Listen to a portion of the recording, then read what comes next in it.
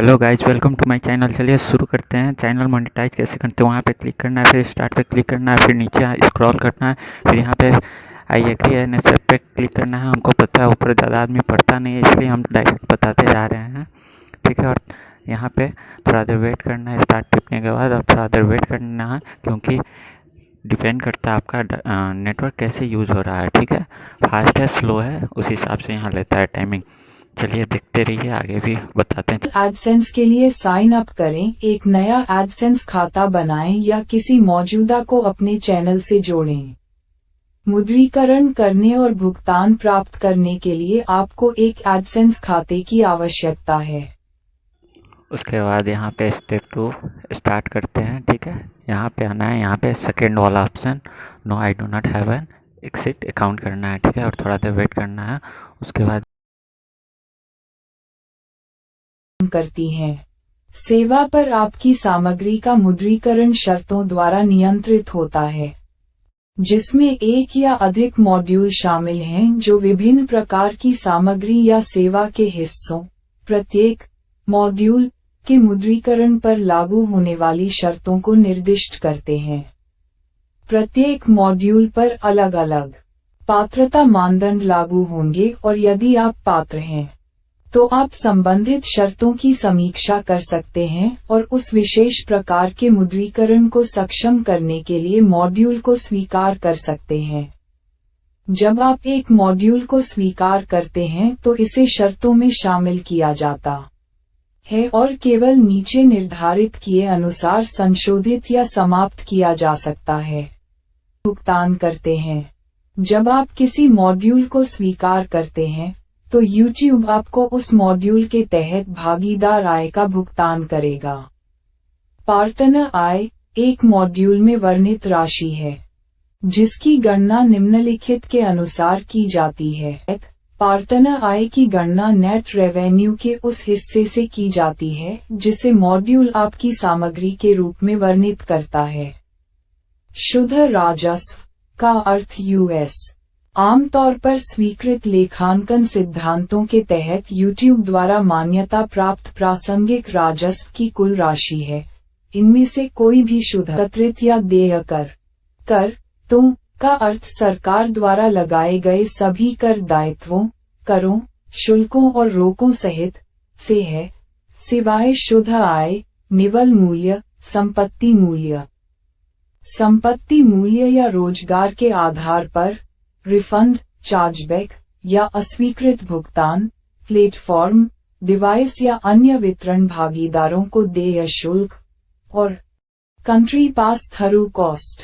Country pass through cost का अर्थ उन राशियों से है जो YouTube ने आपको सूचित किया है कि यह कटौती करेगा और जो निम्न के संबंध में YouTube द्वारा की गई लागतों का प्रतिनिधित्व करती हैं।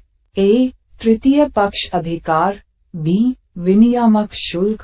किसी भी कानून या विनियमों का पालन करने के लिए YouTube किसी तीसरे पक्ष को भुगतान करने वाले किसी भी शुल्क या लागत सहित। और या सी. प्लेटफॉर्म टैक्स या लेवी। किसी विशेष देश या क्षेत्र के संबंध में किए गए प्रत्येक मामले में जिसमें आपकी सामग्री प्रदर्शित या मुद्रीकृत की जाती है। YouTube आपको किसी भी लागू देश पास थ्रू के बारे में सूचित करेगा जिसमें कटौती किए जाने से कम 45 दिन पहले ऐसे देश पास थ्रू की राशि और गणना करने की विधि शामिल होगी। अधिकार निकासी समायोजन, जहां YouTube को एक या अधिक तृतीय पक्षों द्वारा अवगत कराया जाता है कि YouTube सेवा की शर्तों, अस्पष्ट अधिकार के तहत आवश्यक रूप से आपने अपनी सामग्री, उदाहरण के लिए संगीत में अधिकार, में सभी आवश्यक अधिकार प्राप्त नहीं किए हैं। ऐसी सामग्री की आवश्यकता हो सकती है सेवा से हटाया जाना है, और जहां यह नहीं है आप इसके संबंध में राजस्व अर्जित करने के हकदार नहीं हो सकते हैं। हालांकि कुछ परिस्थितियों में, जैसा कि राइट्स क्लियरेंस एडजस्टमेंट पॉलिसी में विस्तृत है, YouTube इसके बजाय कुछ या सभी अस्पष्ट अधिकार प्राप्त करने की कोशिश कर सकता है और फिर पार्टनर आय को कम कर सकता है जो अन्यथा आपको देय होगी। Right clearance adjustment. उन नीतियों में निम्नलिखित का विवरण होता है। आय वे परिस्थितियां और देश जहां राइट्स क्लियरेंस एडजस्टमेंट लागू होते हैं।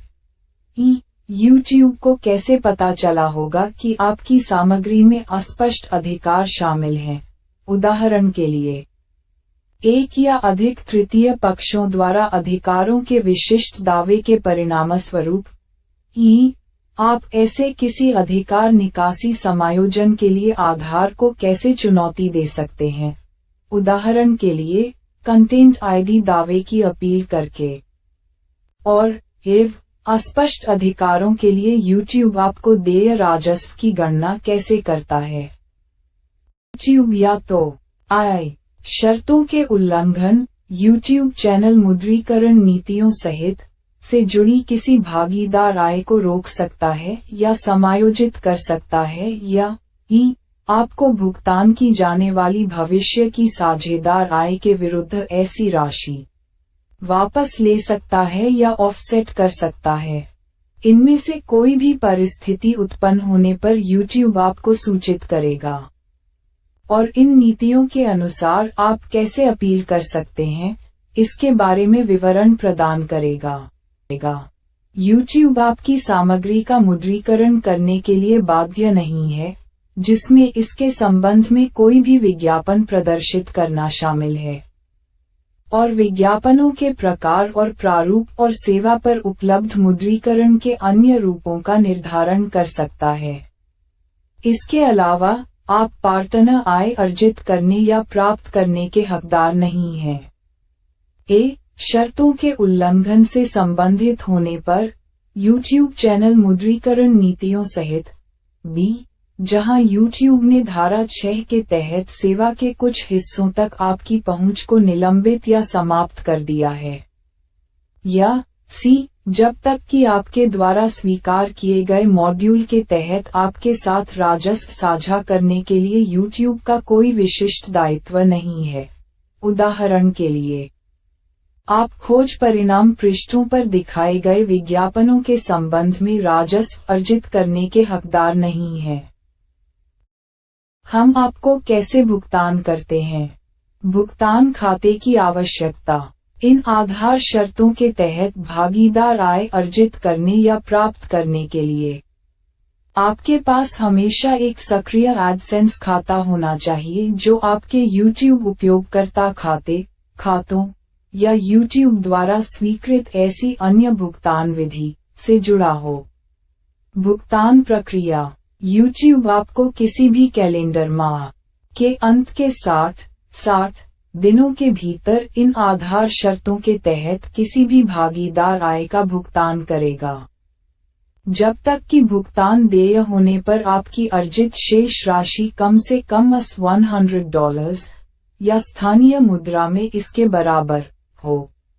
YouTube यथोचित रूप से और आपको नोटिस देकर लागू नीतियों के अनुसार पार्टनर आय के भुगतान में देरी कर सकता है, जिसमें शामिल हैं आय 90 दिनों तक जब तक ये जांच करता है कि पार्टनर की कमाई पूरी या आंशिक है या नहीं, धारा 2 के तहत रोक या अन्य उपाय, या आपकी सामग्री में अधिकारों से संबंधित किसी तीसरे पक्ष के विवाद के समाधान तक।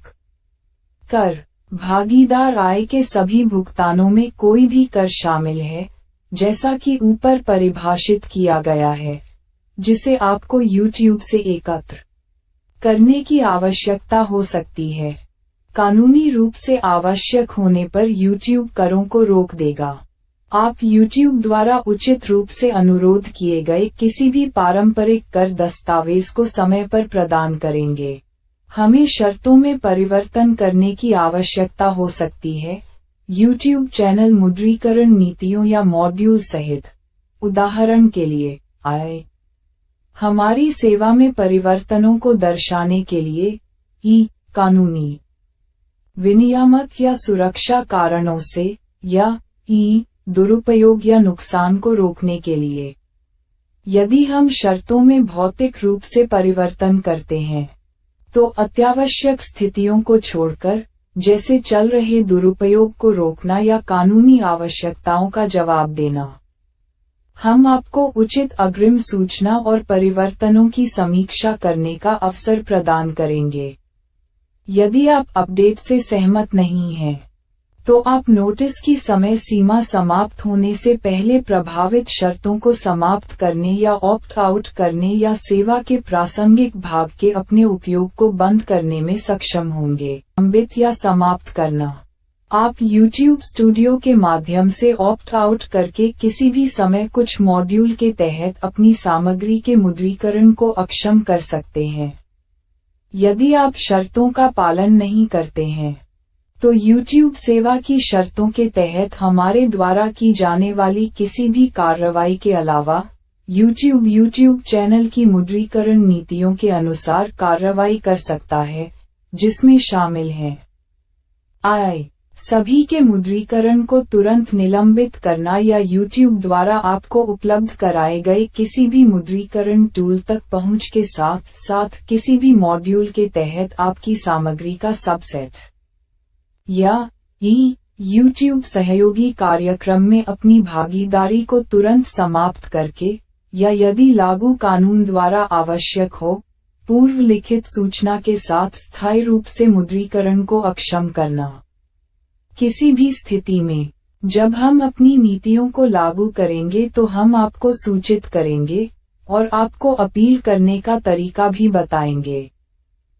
इन शर्तों की समाप्ति। सुविधा के लिए समाप्ति। दूसरे पक्ष को 30 दिन पहले नोटिस देकर सुविधा के लिए या तो आप या YouTube इन आधार शर्तों को या एक या अधिक अलग अलग मॉड्यूल को समाप्त कर सकते हैं। कारण के लिए समाप्ति। यदि YouTube कोई महत्वपूर्ण उल्लंघन करता है, तो आप सूचना देकर इन आधार शर्तों को तुरंत समाप्त कर सकते हैं। यदि YouTube उपरोक्त धारा 6 मुद्रीकरण को निलंबित या समाप्त करना के तहत आपकी सभी सामग्री के मुद्रीकरण को स्थायी रूप से अक्षम कर देता है, तो इन आधार शर्तों और सभी मॉड्यूल को समाप्त माना जाएगा।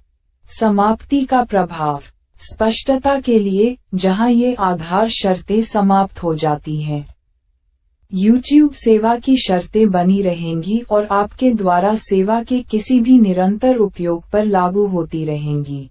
विपणन। जब तक आप सदस्यता समाप्त नहीं करते या www.youtube.com/account_notifications पर अपने YouTube उपयोगकर्ता खाते में प्राथमिकताएं नहीं बदलते, तब तक आपको YouTube के मार्केटिंग ईमेल में शामिल किया जा सकता है। शासी कानून। YouTube सेवा की शर्तों के शासी कानून और विवाद समाधान प्रावधान इन आधार शर्तों और किसी भी मॉड्यूल पर लागू होते हैं। संघर्ष। जहां इन बुनियादी शर्तों और मॉड्यूल के बीच कोई विरोध हो, तो मॉड्यूल लागू होगा, और एडसेंस शर्तें, ये आधार शर्तें लागू होंगी, और YouTube सेवा की शर्तें, ये आधार शर्तें लागू होंगी। मिश्रित।